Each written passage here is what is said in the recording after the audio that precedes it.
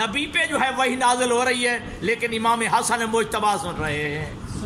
ٹھیک ہے، امام حسن مجتبی وہ وہی کو، اور وہ جو احکامات شریعت پیغمبر پہ نازل ہو رہے ہیں ہو بہو جو ہے. اور یہاں سے ایک بات اور بھی عرض کرتا چلوں، ایک تو وہ سن رہے تھے گویا کہ جس طرح پیغمبر خدا جو ہے وہ وہی کو سن رہے ہیں، بے عین ہی امام حسن مجتبی بھی وہی کے الفاظ کو سن رہے ہیں. ایک اور دوسرا، جو وہی نازل ہوتی آپ کے حافظے کا کمال بھی دیکھیے، بچے ہیں لیکن حافظے کا کمال دیکھیے.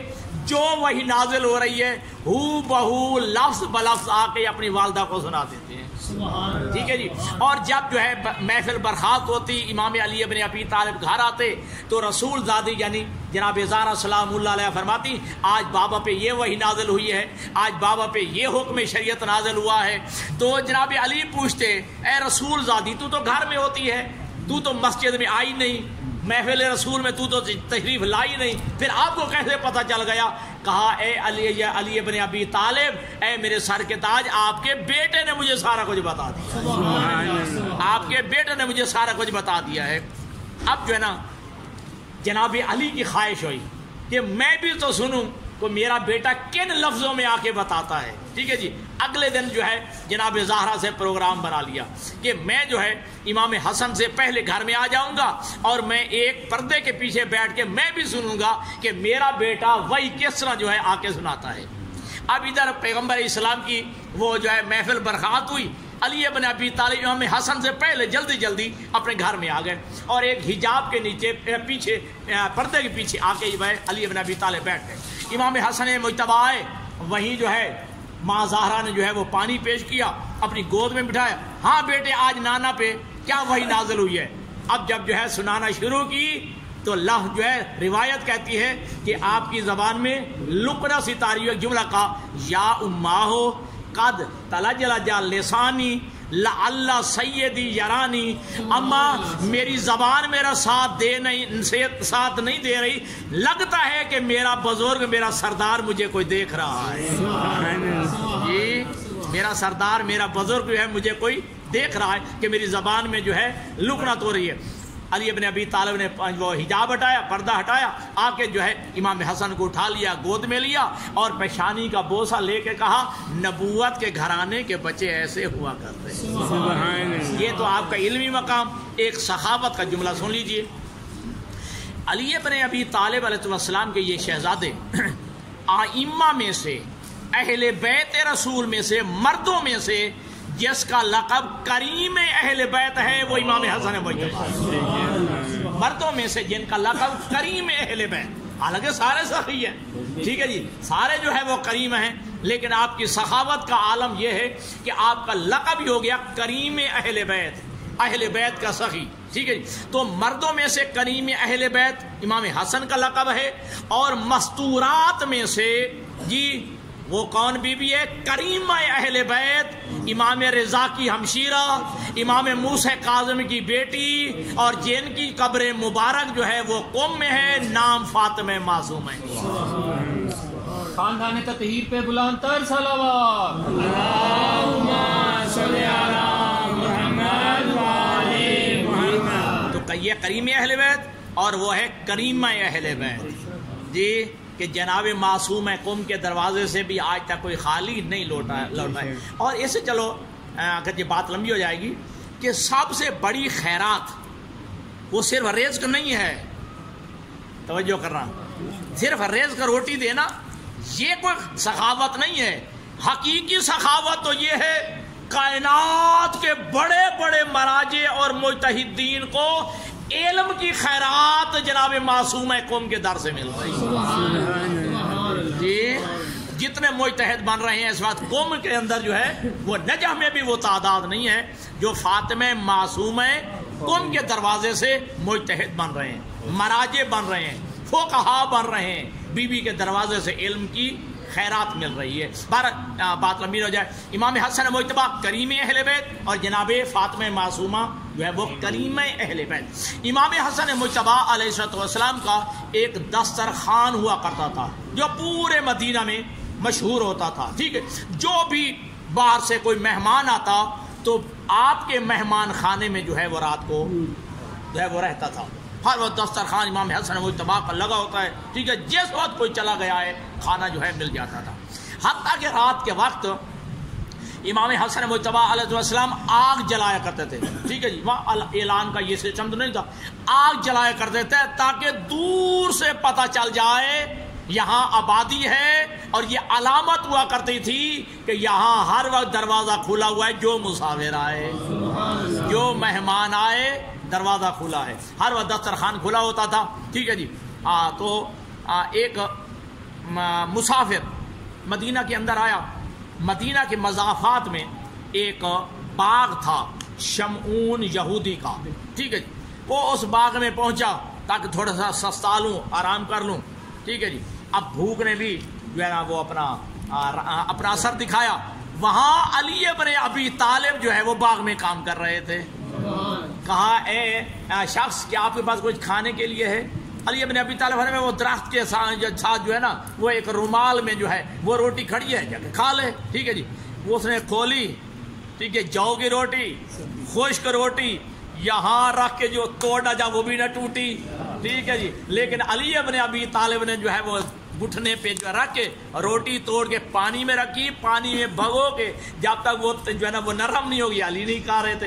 वो कहता है ये तो बड़ी जो है सख्त है। अच्छा, अगर जो है ना अच्छी ग़िज़ा खानी है तो मदीना चला जा, एक हसन नाम का आदमी है, वहाँ दस्तरखान जो है जाकर जो है तसल्ली से खा ले। वो चलता हुआ है, पूछा इमाम हसन मुज्तबा का, वो दस्तरखान वहीं पे बैठा, अब जो है खाता भी है, एक लुकमा जो है वो अपनी जो है थैली में या अपने शापर में डालता है ताकि उस जो है बुजुर्ग को याद हो, जिसके बाद जौ की खुश्क रोटी है। इमाम हसन मुज्तबा ने जो आप खुद खिदमत कर रहे होते थे, मेहमान को खुद खिलाते थे, मेहमान को खुद हाथ धुलाते थे, ठीक है। इमाम हसन मुज्तबा ने देख के कहा, ए जो है बंदा खुदा तसल्ली से खा ले, आराम से खा ले। क्या कर रहा है? कहा एक मेरा एक साथी है, मैं उसके लिए ले। कहा तू आराम से खा ले, खाने के बाद साथी के लिए भी ले जाना, साथी के लिए ले जाना, कोई मसला नहीं है। कहा वो है कौन साथी तेरा? कहा फलां बाग में है। क्या शक्ल सूरत? उसने शक्ल सूरत सारी जो है वसीबात बताई, और एक जुमला का इमाम हसन मुज्तबा ने, वो मेरा बाबा अली है, ये उसी का दस्तरखान है।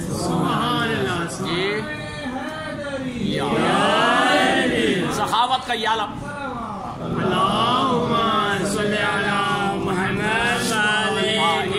पे बात करूं तो फिर बड़ी बात लंबी होती है। सखावत का एक जुमला सुनिए। एक दफा हाकिम शाम मदीना में आया और उसने मस्जिद मदीना, उस वक्त गवर्नर हाउस भी वो मस्जिद हुआ करती थी, ठीक है। तो उसने जो है सारे लोगों को बुलाया, आए मेरी मुद्दा। उस वक्त जो है जब भी ये गवर्नर जैसा हाकिम आता तो जब ये हुक्म देता तो लोगों को आना पड़ता था, मजबूरन मुलाकात के लिए आना पड़ता था।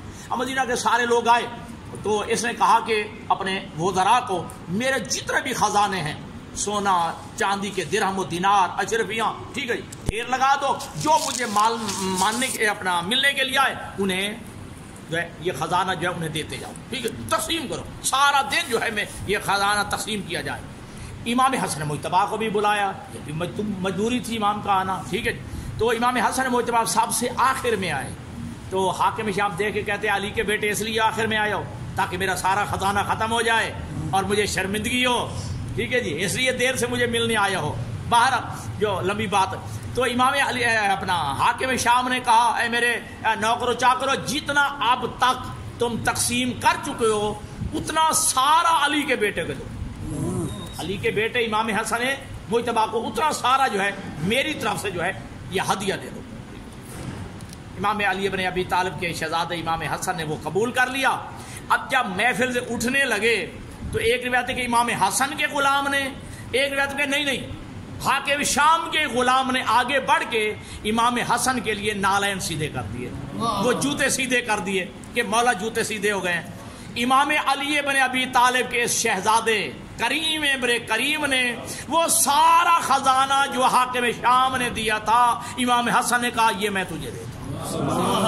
तूने इमाम वक्त की इज्जत की है, अली के बेटे का एहतराम किया है, ज़हरा के बेटे का एहतराम किया है, ज़हरा के बेटे के नालैन और जूते सीधे किए हैं, ये सारी जो है दिरहम और दिनार अशरिया मैं तुझे देता हूँ। अब यहाँ पे एक जुमला है जिसके लिए मैंने आपको ज़ामत दी है। जब उसने खजाना दिया था ना हाकिम शाम ने, दे के कहा ए हसन देख میں ہندا کا بیٹا ہوں، تو کیا سمجھتا ہے کہ میرا خزانہ ختم ہو گیا؟ میں ہندا کا بیٹا ہوں۔ تو جب امام حسن نے وہ سارا خزانہ وہ نوکر کو دے دیا، نوکر کو دے کے کہا، اس نے کہا یہ کیا کیا؟ تو امام حسن کہتے ہیں دیکھ میں زہرا کا بیٹا ہوں، دیکھ میں زہرا کا بیٹا ہوں۔ یہ امام حسن مجتبی جس کے اتنے کمالات اور اتنے فضائل، لیکن یہی شہزادہ امام حسن مجتبی یہی 21 کو یتیم ہو گیا ہے۔